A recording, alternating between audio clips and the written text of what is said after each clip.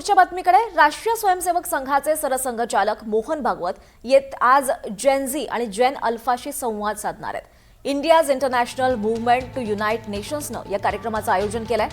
या संस्थेला 15 वर्ष होत आहेत, त्यानिमित्तानं या कार्यक्रमाचं आयोजन करण्यात आलंय।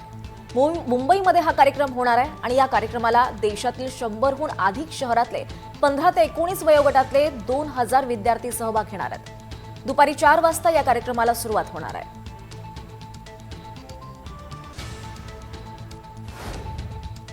कोण हे सगळी भाजपा किंवा संघ परिवारातल्या नेत्यांची मुलं आणि नातवंड आहेत।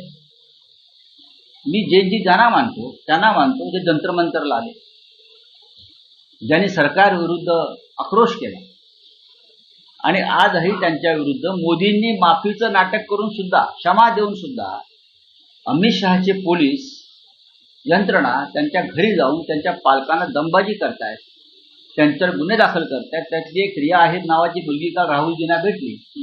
अशी अनेक प्रकरणं आहेत।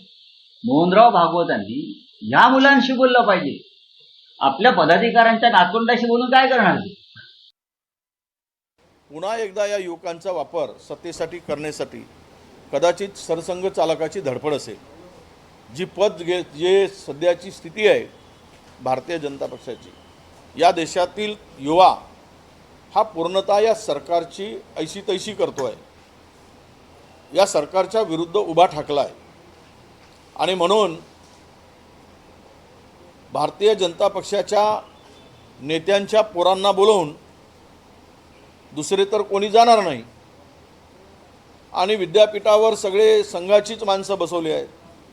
त्यामुळे सरकार फतवा काढेल की प्रत्येक विद्यापीठातून 200-400 पोरं पाठवा आणि त्यांना घेऊन जबरदस्तीनं तिथे त्या मोहनजी भागवतांच्या पुढे बसवलं जाईल आणि खोट्या देशभक्तीचे धडे दिले जातील।